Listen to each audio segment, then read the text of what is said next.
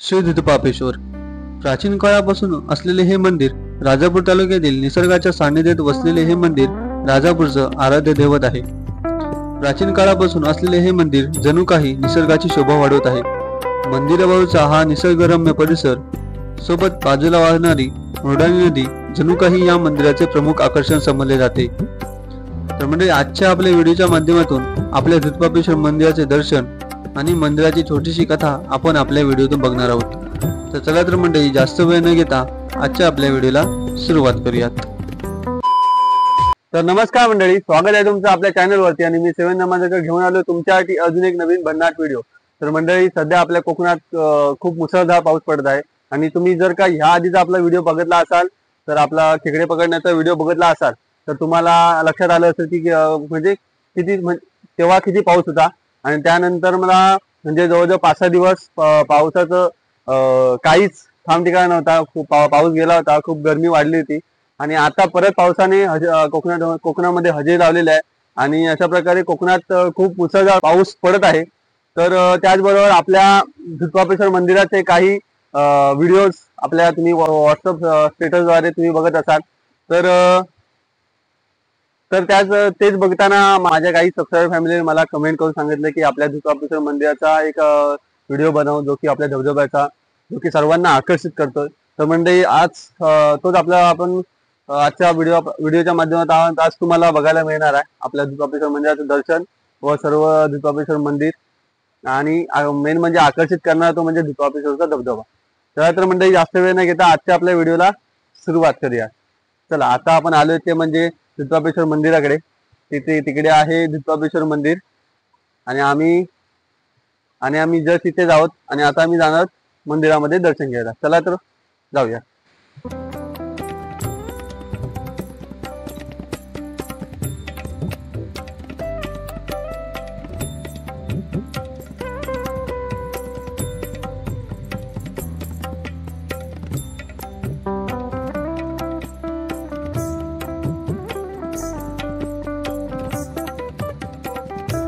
तर म्हणजे आता मी आहे मंदिराच्या समोरच आणि तुम्ही बघाल तर आपल्या निसर्गाच्या सानिध्यात असं वसलेलं आपलं श्री धुतपापेश्वराचं मंदिर।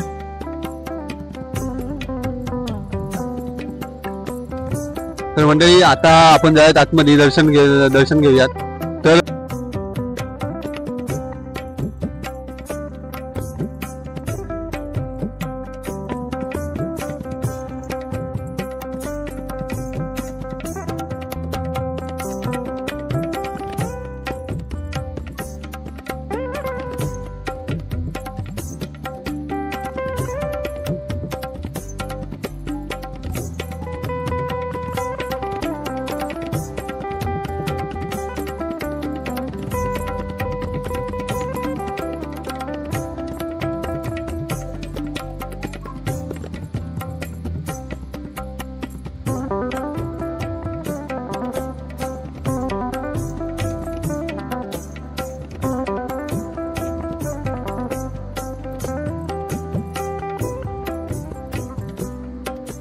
मंडळी आतमध्ये शिरताच लागते ते म्हणजे श्री वीरभद्र मंदिर।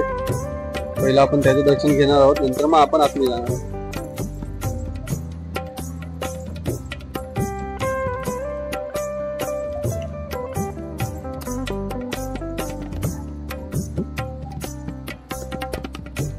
म्हणजे पावसाने देखील हजेरी लावलेली आहे। वेगवेगळे पासून मला दिसत असेल, बारीक बारीक दिसत असेल पाऊस।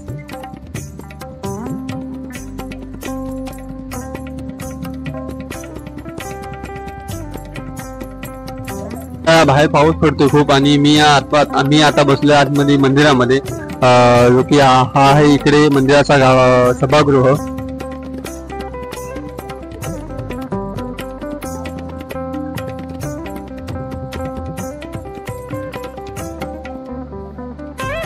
आणि तुम्ही पाहाल तर इकडे आहे मंदिराच्या उजव्या म्हणजे माझ्या उजव्या साईडला मंदिराचा गाभारा जे की आपण नंतर दर्शन घेणार आहोत। पहिला आपण आधी श्री कालभैरवाचं वरती दर्शन घेऊन नंतर मग आपण आपल्या धुतपापेश्वराचं दर्शन घेणार आहोत। तर म्हणजे आता पाऊस गेलेला दिसतोय आणि आता आपण जाऊयात दर्शन घ्यायला। चला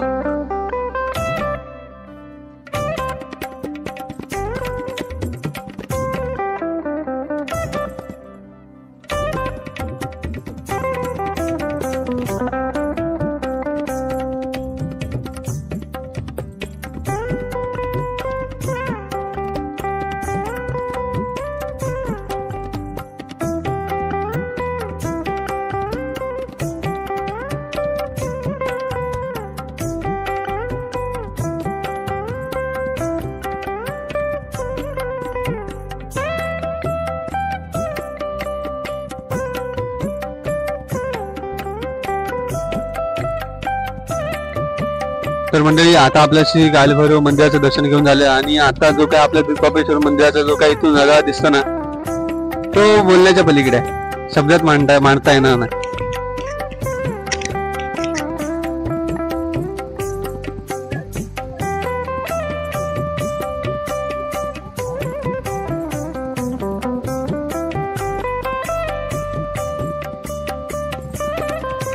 तर मंडळी, आता आपलं श्री वीरभद्र मंदिर आणि श्री कालभैरव मंदिराचं दर्शन घेऊन झालेलं आहे आणि आता आपण जाणार आहोत ते म्हणजे आपल्या दूधपापेश्वर मंदिराचे दर्शन घ्यायला. चला.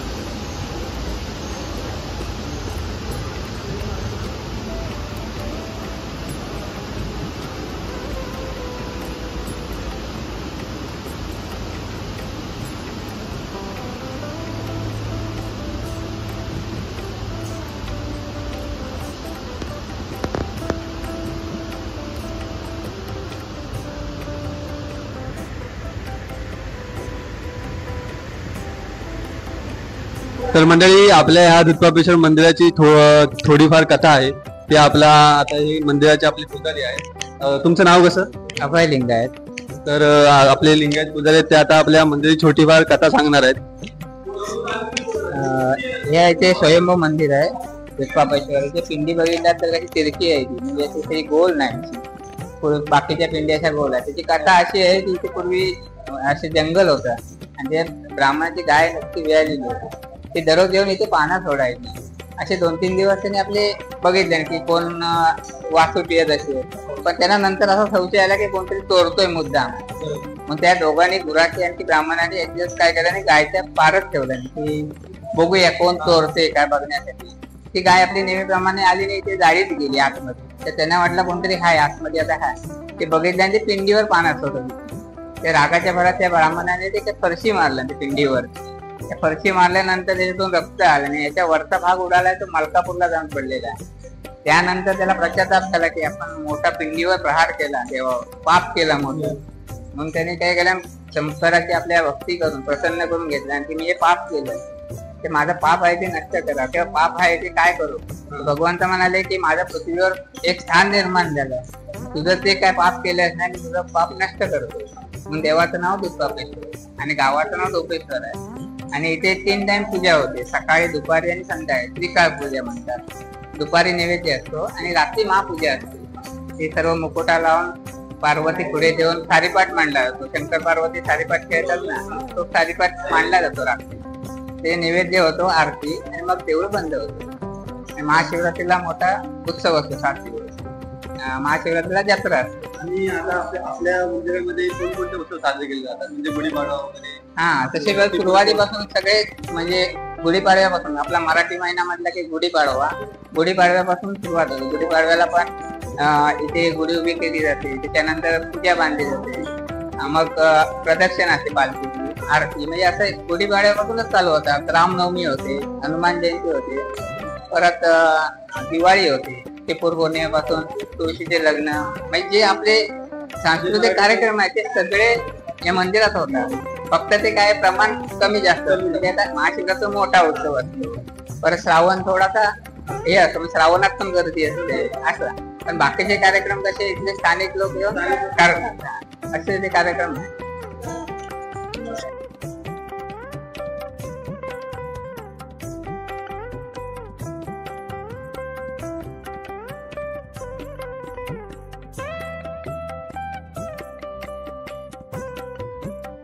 पाऊस देखील खूप आलेला आहे आणि पावसाचा आपला धबधबा होता किती दिसतोय छान दिसतोय.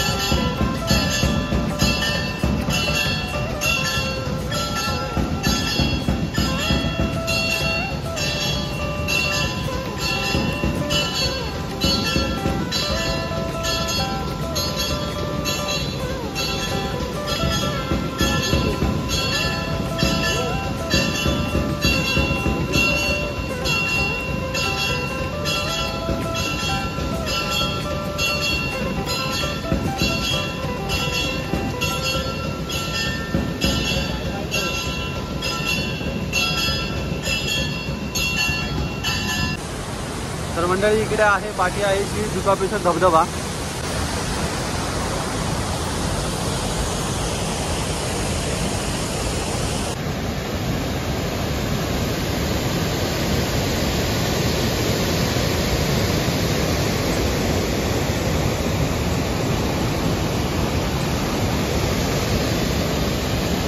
आता दुर्गापेश्वर मंदिरात दर्शन घेऊन झालेलं आहे आणि आता आपण जाणार दत्ताच्या मंदिरामध्ये. चला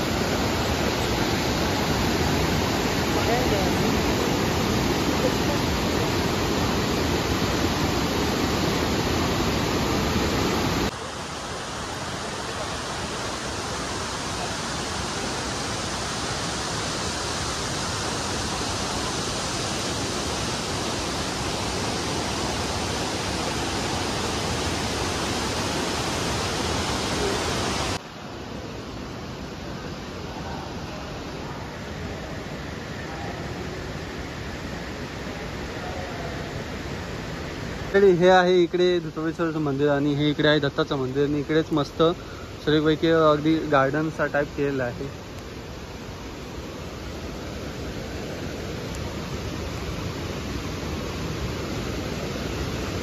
आणि इकडून जो व्ह्यू दिसतो ना भारी वाटतं.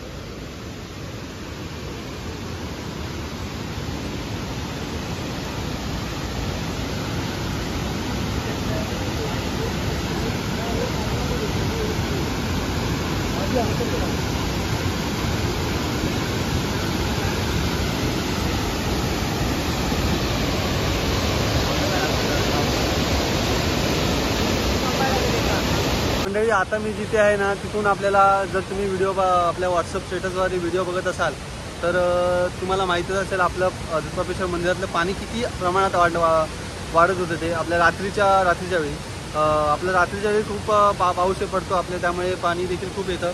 दिवसा आपल्याला पाणी जरा कमी बघायला मिळतं आहे. तर तुम्हाला रात्रीचा आणि आत्ताचा आपला व्हिडिओ आहे ना ते तुम्हाला दाखवतो. तर का आत्ता दिवसा बघायला गेलात ना तर पाणी खूप कमी आहे, कारण का पाऊस दिवसाचा कमी पडतो जास्त जरा, आणि नंतरला मग जशी संध्याकाळ होते तसं पावसाला देखील मोठ्या प्रमाणात. तर रात्रीचा जो काय पाऊस पडतो ना त्यावेळी पाणी आहे ना ही जी तुम्हाला लाईन दिसते ना ती पूर्ण असते. ते आता तुम्हाला रात्रीचा जो काय पाऊस पडतो त्याची व्हिडिओ मी छोटी तुम्हाला आता दाखवतो. त्याच्यावर तुम्ही अंदाज करा की आपल्या इकडे पाऊस किती प्रमाणात पडतो ते.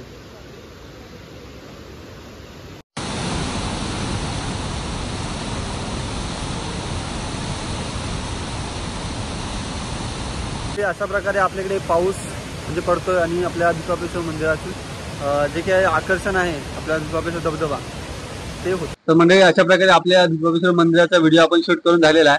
आणि ज्या कोणी आपल्याला सबस्क्रायबर फॅमिलीने सांगितलं होतं की दुर्गापेश्वर मंदिराचा व्हिडिओ बनव, त्यांना आपले व्हिडिओ अपलोड होईलच आता पुढील 1-2 दिवसात.